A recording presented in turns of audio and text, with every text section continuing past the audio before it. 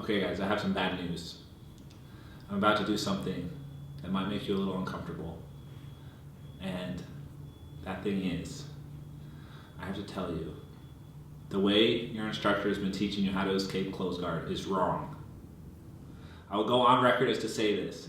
There is a technique that is taught in almost every jiu-jitsu school, and it is wrong, and it is a waste of time for you to learn.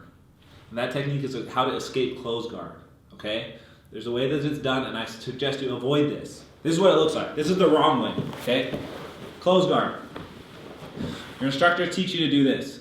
They say, connect their lapels together to create like a strong post or something here. They want you to pinch your elbow in.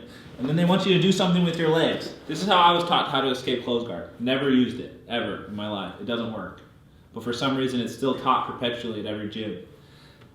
They want you to open this leg and then put your knee in your opponent's butt, like this. Now, the idea is sound. Yeah, anytime you put something in someone's butt, it's going to be uncomfortable, and they're going to want to open their legs. It's not so bad. However, this is wrong, because all he really has to do is just lift his legs a little higher on me and close them, and it breaks my posture. And you can say, oh, Keenan, well, my instructor says he wants you to sit really far back and make a really strong posture and push this leg down like this. This is not effective.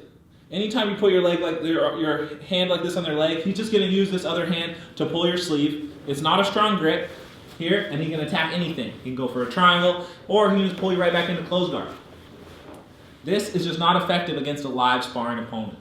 If I grab here and I open my leg and I put my knee in his butt, if Miha does anything to actually continue this fight, his guard is not opening. It's just not effective. Plain and simple, okay? It's the cold hard truth. You learned it wrong. Let me show you the right way. Here, I'm in close guard. Yes, posture is important. You want to keep your posture. You don't want him to pull you down. However, you need to find a middle ground.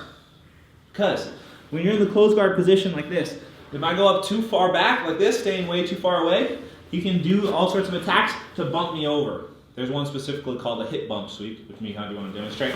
He sits up, oh, knocks you over. Okay? So there's some pitfalls we need to avoid. That's one of them. So, you find yourself in close guard. You don't know what to do. Another man's legs are wrapped around you. It's a little confusing. It's a little weird. Okay, that's jiu-jitsu. That's what it's all about.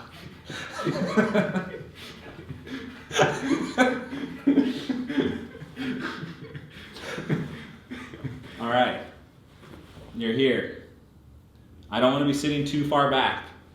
If I'm sitting too far back, you might get swept over that way. If I go too far forward, remember what we talked about in the first part of this course. For him, his goal is to break my posture, pull me down, and create that reverse frame where he's hugging my head. Do you remember, Miha? Were you paying attention? There it is.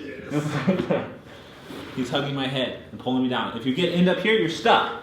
It's very hard for you to get your posture back. You can get there again, but it's a waste of energy for you to do. So you want to make sure you have preventative measures in place. So I've created a space where I'm not too close and not too far. I'm trying to lead it like a 45-degree angle here. My hands are on his collars. Now, to escape this position, which is what we want, we don't want to stay here because there's literally nothing I can do to attack him here. I can't armbar him. I can't choke him. Everything I do will leave me open to me getting armbar. I promise you. You can ask me anything you want. Oh, what if I do this? What if I do this? 100% I will armbar you for each of those questions. Just take my word for it. I've been doing this a long time. So, you want to do this. Grip both his collars.